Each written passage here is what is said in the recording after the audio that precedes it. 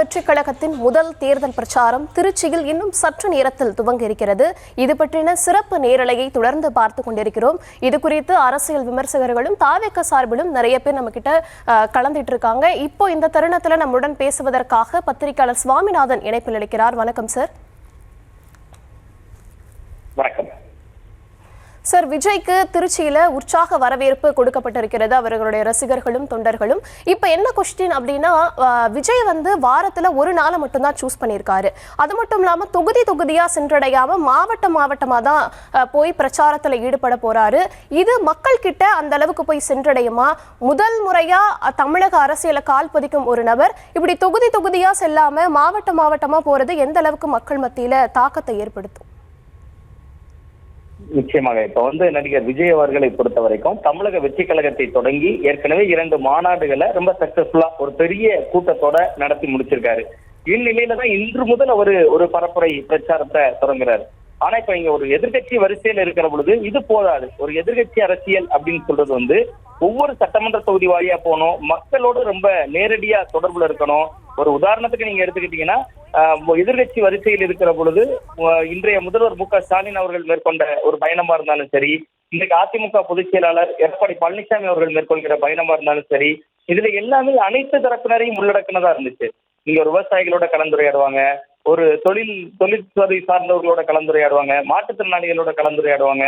இது அந்த மாதிரி தன்மை இல்லாம ஒரு நாயகனை கொண்டாடுகிற ஒரு மனப்பாங்கு மட்டும்தான் இதுல மேலோங்கி தெரியுது. ஏன்னா அவர் வர்றாரு, அவர் வருகிற இடத்துல எல்லாரும் திரண்டு நிக்கிறாங்க அப்படிங்கிறத தாண்டி அவர் உள்ளூர் பிரச்சனைகளை இன்னும் பேசணும். உள்ளூர் மக்களுக்கான அந்த ஏரியால என்னெல்லாம் பிரச்சனைகள் இருக்கு அப்படிங்கிறத அவர் மக்கள் மன்றத்துல சொல்லணும். இன்னும் சொல்ல போனா நீங்க குறிப்பிட்டதை போல சட்டமன்ற தொகுதி வாரியான பயணம் தான் ஒரு பெரிய வெற்றியை தரும். ஏன்னா அவர் ஏற்கனவே சொல்லியிருக்காரு, எல்லா தொகுதியிலும் நானே தான் போட்டிடுறேன்னு நினைச்சுக்கங்க அப்படின்னு சொல்லியிருக்காரு. அப்ப அவர் நானே தான் போட்டிடுறேன்னு சொல்றவரு அந்த தொகுதிக்கு போகணும்ல.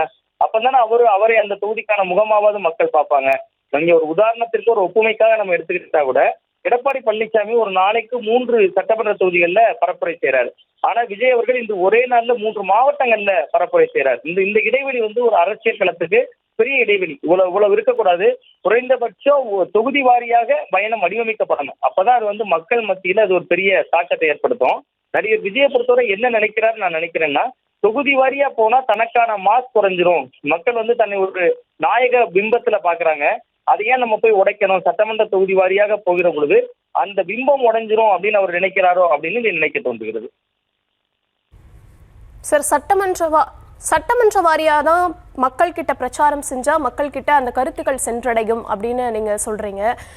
அதே மாதிரி அவர் இந்த தேர்தல் பிரச்சாரத்துல பேசக்கூடிய விஷயம் முக்கியமா கவனம் பெறும். ஏற்கனவே மதுரை மாநாட்டுல அவர் பேசினது எந்த ஒரு ஆக்டர் மாதிரி பேசிட்டு போயிட்டாரு, மக்களோட பிரச்சனைகளை அவர் பேசல அப்படின்னு சொல்லியிருந்தாங்க. இப்ப திருச்சிக்கு போயிருக்காரு, அவர் என்னென்ன விஷயங்கள் எல்லாம் பேசினா அது மக்கள் கிட்ட ஒர்க் அவுட் ஆகும்?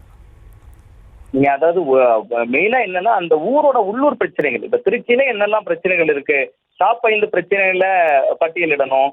அங்க திமுக பெருவாரியாக செல்வாக்கு மிக்க மாவட்டம். 2 அமைச்சர்கள் இருக்காங்க.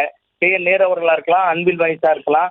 இது போன்ற அமைச்சர்களுக்கு தொகுதிகளில் கூட பிரச்சனைகள் இருக்குங்கிற மாதிரிலாம் அவர் சுட்டிக்காட்டி பேசணும். அப்பதான் அது மக்கள் மத்தியில அரசியல் மயப்பட்ட ஒரு உரையா இருக்கும். இன்னமுமே அவர் ஒரு நீங்க குறிப்பிட்டதை போல மதுரை மாநாட்டுல ஒரு நடிகர் தன்மையில அவருடைய உரை இருந்தாலும் கூட அது அவரோட ரசிகர்கள் ரசிப்பாங்க. அந்த ஓட்டு இயல்பாகவே அவருக்கு விழுந்துரும். அதை தாண்டிய பொதுமக்களுடைய ஓட்டை ஈர்க்கணும்னா உள்ளூர்ல இருக்கக்கூடிய மக்கள் பிரச்சனைகள்ல பேசுறதுல தொடங்கி இன்னைக்கு தமிழகம் சந்திக்கக்கூடிய எதிர்நோக்கி இருக்கக்கூடிய பிரச்சனைகள்லாம் அவர் முதல்ல பேசணும். அவருக்கு அதில் எவ்வளவு புரிதல் இருக்கிறது என்பதுல நமக்கு நிறைய சந்தேகங்கள் இருக்கு.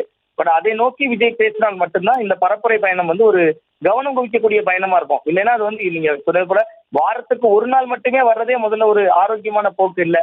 ஒவ்வொரு வாரமும் வெள்ளிக்கிழமை ஏதோ புதுப்படம் வர்றதை போல அந்த நாயகன் சனிக்கிழமை வருவேன் அப்படின்னு சொல்றது மாதிரி இருக்கு. அது அந்த தன்மை மாறணும். முதல்ல காவல்துறை கட்டுப்பாடுகள்லாம் தாண்டி அவர் அந்த கூட்டங்களுக்கு தான் கட்டுப்பாடு விதிச்சாங்க. நீங்க இத்தனை கூட்டம் தான் நடத்தணும்னு போடுறது இல்லை. அதனால இவங்க கூடுதல் நாட்கள் முதல்ல மக்களுக்கான இம்பார்ட்டண்ட கூட்டணும். மக்களை சந்திப்பதற்கு ஒரு வாரத்திற்கு ஒரு முறை தான் வர்றது அப்படிங்கிறது ஒரு ஆரோக்கியமான அரசியல் இல்லை. ஒருவேளை ஜெயிச்சு ஆளுங்கட்சியாகவே வந்துட்டாங்கன்னா தலைமைச் செயலகத்துக்கு வாரத்துக்கு ஒரு தடவை தான் வருவேன் அப்படின்னு சொல்லிட முடியாதுல்ல. அப்ப மக்களை சந்திப்பதற்கு கூடுதல் முக்கியத்துவம் கொடுக்க வேண்டும். எனவே தேர்தல் நேரம் மக்களை நாம் மதிக்க வேண்டும், மக்கள் நம்மை மதிக்க வேண்டும். அப்படின்னா என்ன செய்யணும்னா மக்களை தேடி மக்களை நோக்கி போறோம்னு அண்ணாவினுடைய வார்த்தைகளை சொல்றாரு விஜய் அவர்கள். அதை வரவேற்கிறோம். அதே நேரத்துல மக்களை தேடி போகணுங்கிறது ஒவ்வொரு தொகுதி வாரியா மக்களுடைய மனங்களுக்குள்ள இருக்கக்கூடிய சார், இணைப்பில் இணைந்தமைக்கு நன்றி சார்.